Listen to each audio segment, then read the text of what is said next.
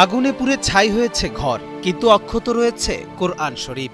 রংপুরের পীরগঞ্জ উপজেলার রায়পুর ইউনিয়নের সাতগড়া বাজারে ঘটেছে এ ঘটনা। জানা গেছে, বৈদ্যুতিক শর্ট সার্কিটে ভয়াবহ অগ্নিকাণ্ডের ঘটনা ঘটে একটি বাড়িতে। আগুনে ঘরের সব আসবাবপত্র ও গুরুত্বপূর্ণ কাগজ পুড়ে গেলেও অক্ষত রয়েছে একটি কোরআন শরীফ। ঘটনাটি নিয়ে এলাকায় ব্যাপক চাঞ্চল্যের সৃষ্টি হয়েছে। আমার এখানে অনেকগুলো কাড়ি ছিল, ছিল, সব পুড়ে শেষ হয়ে গেছে। আর আমার হলো কোরআন শরীফটা আল্লাহর পাক কোরআন, আল্লাহ হেফাজত করছে, একটুও পড়ে নাই। আমি এতে খুব খুশি আল্লাহর কাছে।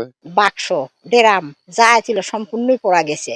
আইডি কার্ড পর্যন্ত পড়া গেছে। জামাই কাগজ তৈছিল জমি, সে কাগজটাও পড়া গেছে। গরুর 5,000 কারি তাই পর্যন্ত পড়া গেছে। 3টে ঘর তাইও পড়া গেছে। সব কিছুই গেছে। শেষে একটা কোরআন ছিল, কোরআনটা সবটা পড়া যায় নাই, খালি মুড়েটা দেয়া কোনো মতো পড়া গেছে। জিনিসটা বাড়াতে পারে নাই।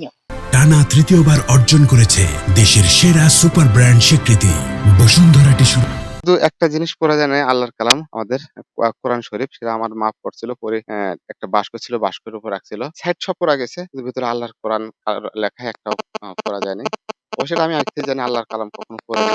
এলাকাবাসীরা জানান, আগুনে সবকিছু পুড়ে গেলেও কোরআন শরীফ অক্ষত থাকাকে তারা মহান সৃষ্টিকর্তার অলৌকিক নিদর্শন হিসেবে দেখছেন। ঘটনার খবর ছড়িয়ে পড়ার পর দূর দূরান্ত থেকে অনেক মানুষ ঘটনাস্থলে ছুটে আসছেন। পাশাপাশি বিভিন্ন এলাকার রাজনৈতিক ও সামাজিক নেতাকর্মীরাও ঘটনাস্থল পরিদর্শন করছেন।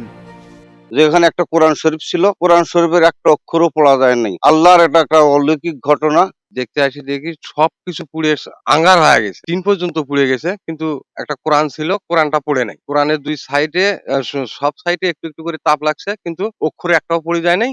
আগুনে সবকিছু ভস্মীভূত হলেও অক্ষত কোরআন শরীফকে কেন্দ্র করে ঘটনাটি এলাকায় গভীর আলোচনার জন্ম দিয়েছে। স্থানীয়রা এটিকে বিশ্বাসের এক অনন্য নিদর্শন হিসেবে দেখছেন।